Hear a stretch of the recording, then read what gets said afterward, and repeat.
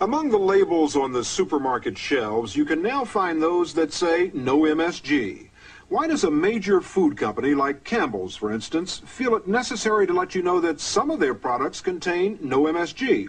And more than that, what is MSG? Monosodium glutamate. You may remember it from back in the 60s. That's when most of us first heard of the salt-like substance that was mainly used in Chinese restaurants and could give you what was then called an MSG buzz. Well, as we said when we first broadcast this story last November, MSG has come a long way from your local Chinese restaurant, and today its use in food is at an all-time high. Nearly 100 million pounds were consumed last year. It's in canned soups, dry soups, bouillon, nearly all bottled sauces and gravy mixes. It's in most salad dressings and canned meats. It's even in diet foods, frozen dinners, and pizzas. Hot dogs and lunch meats have it, microwave meals, and almost every kind of snack. Restaurants, airlines, and even hospitals routinely use it, and fast foods are full of it. Food companies that use it say it's safe, and for most people it is. But millions are suffering a host of symptoms, and some get violently sick. If I eat a certain amount of it, my nose gets clogged up and my throat, and I start wheezing. Last year, Sam Kastick got so sick he had to be rushed to the hospital. The diagnosis? Reaction to MSG. When I complained about stomach aches, they did exploratory surgery. When I started to sleep a lot, they hospitalized me for narcolepsy. By the time doctors found out that Dolores Nick's problems were due to MSG, they had removed her gallbladder and appendix. The range of reactions is amazing to me as a physician. Asthma, heart palpitations, headache, dizziness. Dr. George Schwartz is a toxicologist who has studied the adverse effects of MSG for more than 10 years. In addition to several medical textbooks, he's written a book for laymen on MSG. He says that, contrary to what we're being led to believe, MSG is not simply a seasoning that makes food taste better. The difficulty is it goes into people's systems and it has tremendous effects throughout their body. Because of his activism, he's become a thorn in the side of the food industry and the FDA. But Dr. Schwartz is not alone. There have been many published studies by doctors and scientists discussing the adverse effects of MSG. There is a lot of evidence that it causes headaches. This study from the Eastern Virginia Medical School.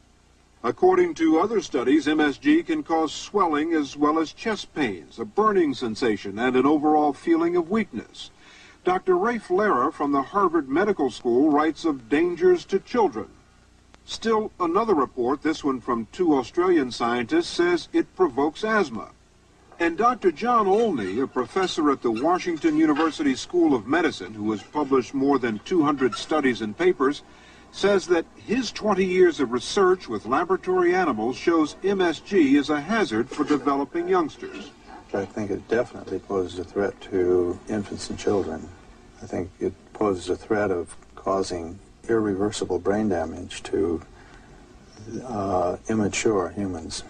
There's simply no point in alarming the public about a situation that they need not be alarmed about from a health standpoint.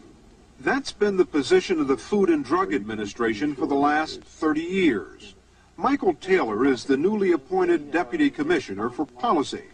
The FDA continues to agree with the food industry that MSG poses no health problems, and they have no plans to take it off the list of safe ingredients. The FDA has been aware of studies that have been done and papers that have been written by doctors and scientists around the country saying that MSG causes all sorts of adverse reactions. Yet the agency has chosen to believe studies that say the contrary, that MSG is okay, and disregard the body of work that says just the opposite. Why is that?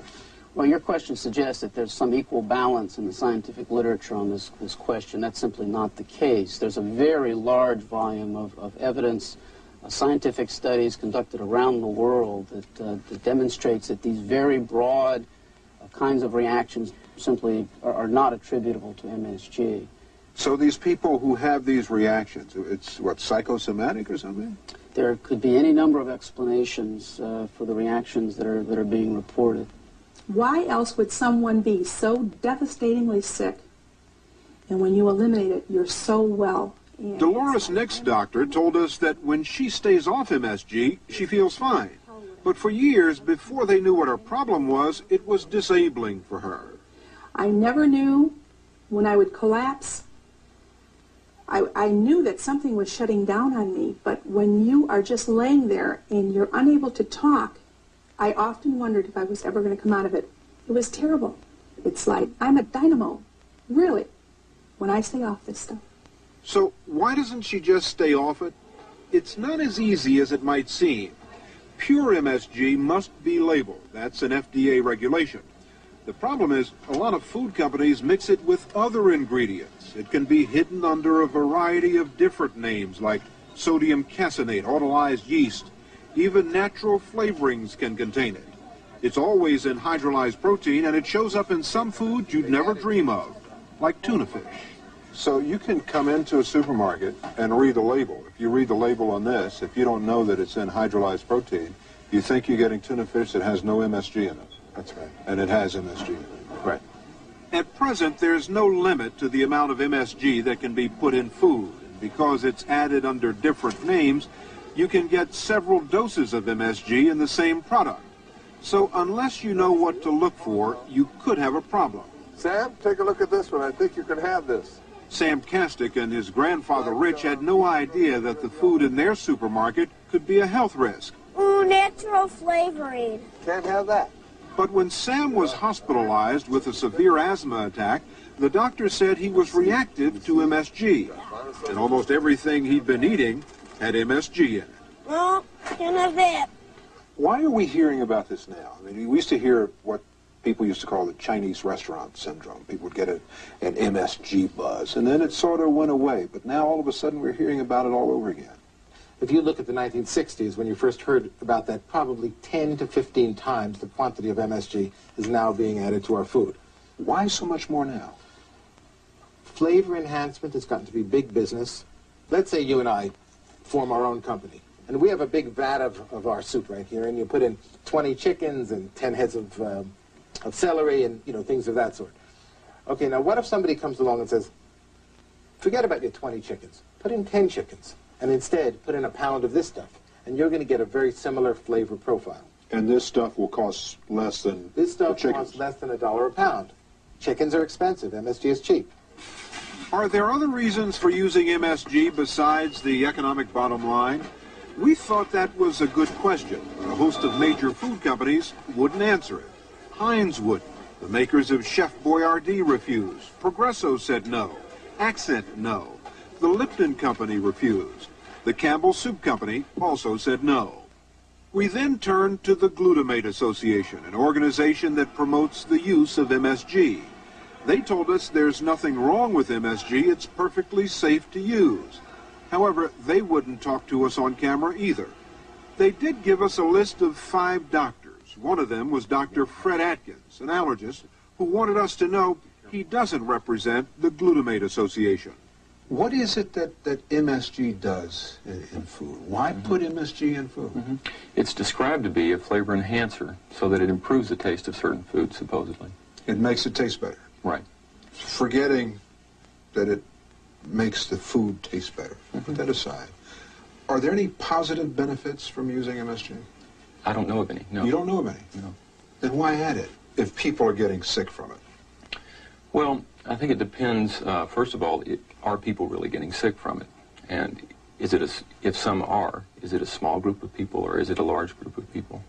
The estimates of how many are affected vary widely. Many doctors we spoke to said there could be a significant segment of the population that has experienced symptoms. Even the food industry acknowledges 2%. And 2% means 5 million people.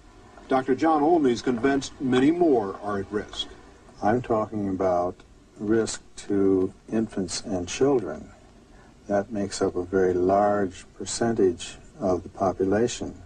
It was Dr. Olney's research showing possible danger to infants that led to the removal of MSG from baby food back in the 70s. He's concerned about children today who are exposed to unregulated amounts in the food they love most, fast food and snacks. Those are mine. Leave them alone. 10-year-old Jeremy Laros had been diagnosed as hyperactive, failing in school and had been subjected to everything from drug therapy to special education programs, but nothing helped. I couldn't get my work done and stuff, and so the teachers were always yelling at me, and everybody was teasing me because when they thought that I had attention deficit disorder. Other children didn't want to be around him. Julie Laros was ready to give up. For 5 years, her son Jeremy was angry and aggressive toward his schoolmates and family. He was miserable because he couldn't cope with his own behavior. Jeremy's family took him to Dr. Schwartz, who told them to remove all MSG from his diet. Almost immediately, there were dramatic changes. His hyperactivity disappeared, his grades dramatically improved, and so did his relationships with friends and family. Okay, Jeremy? Yes, I'm okay. We lost him for 5 years, and we have him back. And he's a wonderful, delightful, beautiful, bright child, and it was a long, hard search. Let me ask you to get to the nut of this thing. Would you like to have more studies? Yes, I would. Now, you're the person the Glutamate Association sent us to see. And you think there should be more studies? I think there should be more studies, yes, particularly in patients who complain of difficult reactions after MSG. I think it's a small group. But enough people in our population so that perhaps there is a problem that we need to do something about. At least we need to find out. I think it requires further study. Several food companies have told us that because of consumer complaints, they're removing the pure MSG from their products. But when we questioned whether they were also removing the hidden sources of MSG, they told us they weren't sure. Do consumers have a right, for example, to go to a grocery store or a restaurant and be able to know that the food that they're about to eat won't make them sick? We think the current rules governing disclosure of MSG are adequate to inform consumers from a health standpoint about the presence of MSG. Having said that, Mr. Taylor went on to announce that the FDA is about to propose a change in the rules that would require that hydrolyzed protein be labeled to say it contains MSG. But what about all those other ways MSG is hidden in foods? Will they also be labeled?